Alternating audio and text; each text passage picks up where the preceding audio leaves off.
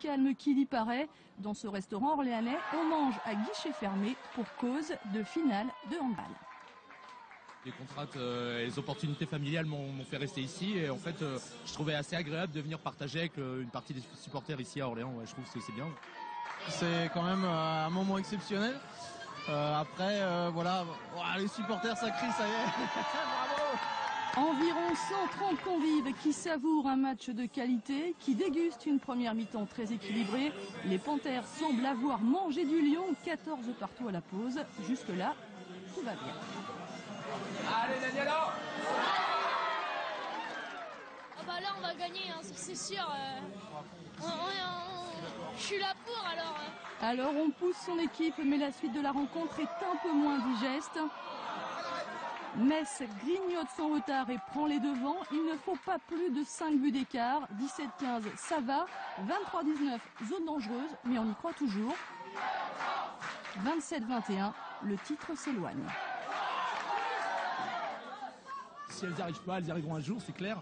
Mais il faut y croire là. 11 secondes pour marquer un but. Un dernier échec au tir, c'est la fin de l'aventure qui laisse un goût amer. C'est rageant, c'est monstrueux. Mais bon, elles ont fait un super parcours.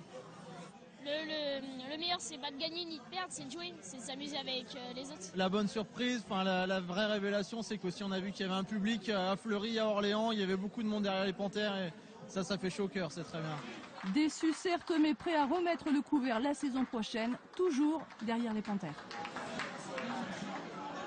Nous en rejoint sur ce plateau Nyondiane Nyombla, joueuse de Fleury les Aubrais, et le président Jean-Pierre Gontier. Merci d'être avec nous ce soir. Un lendemain de défaite, c'est pas forcément évident, mais merci d'être là. Ça vous fait quoi, Nyondiane, de voir ce reportage avec tous les supporters qui étaient derrière vous, même à distance? C'est sûr que ça fait chaud au cœur.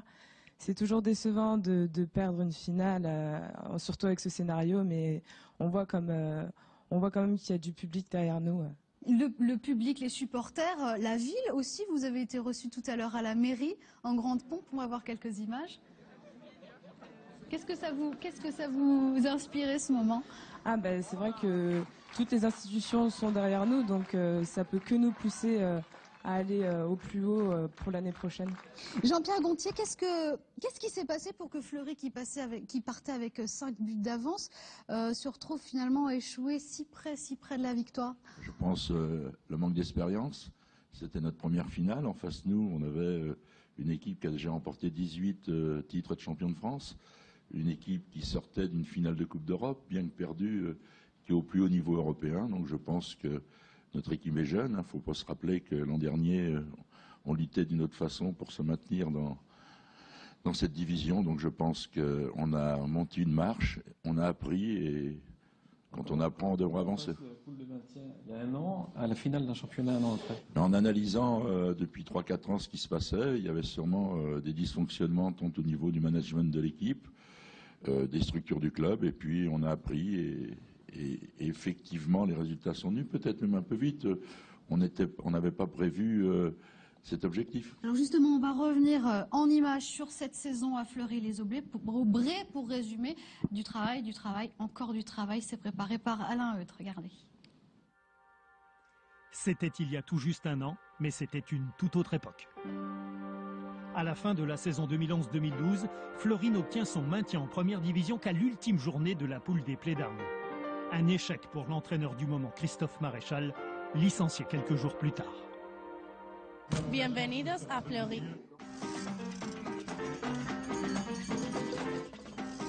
Changement de staff et bouleversement dans l'effectif. À l'été 2012, Fleury apprend l'espagnol et voit débarquer un contingent de joueuses expérimentées, poussées vers le nord par la crise économique qui frappe la péninsule ibérique. On a été opportuniste parce que tout le monde connaît la situation financière en Espagne. Et donc, recruter Béatrice Fernandez il y a quelques temps, c'était carrément utopique. Avec son armada étrangère, Fleury s'installe rapidement dans le haut du classement du championnat et réussit un très beau parcours en Coupe de la Ligue en battant Metz en quart de finale avant d'échouer face à Nîmes en demi. Cette réussite crée d'ailleurs quelques jalousies. On parle beaucoup des moyens financiers offerts par l'ambitieux président du Fleury Loiret Handball.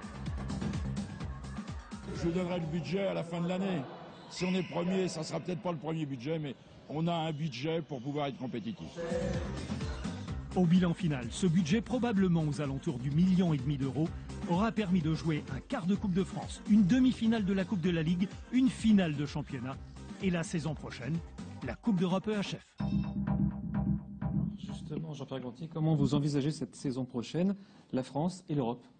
Bien, avec d'abord une grande stabilité dans l'effectif, qui va être légèrement remaniée, mais de très peu, avec une joueuse supplémentaire parce que la Coupe d'Europe va faire un enchaînement des matchs importants, une grande stabilité économique, j'allais dire l'an prochain tout doit être stable et prêt pour la Ligue des Champions, avec simplement une interrogation ce soir. On ne sait pas où on jouera notre Ligue des Champions, j'espère qu'on n'ira pas dans une autre ville parce qu'on n'a aucune salle homologuée pour faire la Ligue des Champions, et ça c'est, j'allais dire, la seule incertitude et angoisse qu'a le président et son bureau. Nionziane, vous serez là la saison prochaine? Oui, effectivement. Qu'est-ce qu'on vous souhaite avec Fleury alors pour cette saison qui vient? De gagner ce titre de champion de France, effectivement. Et plusieurs titres, bien sûr, plusieurs titres, ça c'est une certitude, mais que du bonheur et puis surtout jouer c'est vivre, comme dit mon entraîneur. On vous donne rendez-vous alors dans pile 1 an, vous revenez nous voir avec le titre, pourquoi pas? J'espère vraiment. C'est sûr. C'est sûr, le président a dit c'est sûr. On va envahir le plateau l'an prochain. Hein. Très bien, venez à nombreux. Le rendez-vous est pris, on compte sur vous maintenant. Il faut tenir parole, d'accord? Merci beaucoup. Merci à tous les deux d'avoir été là. Et bravo encore à toutes les Panthères. On poursuit.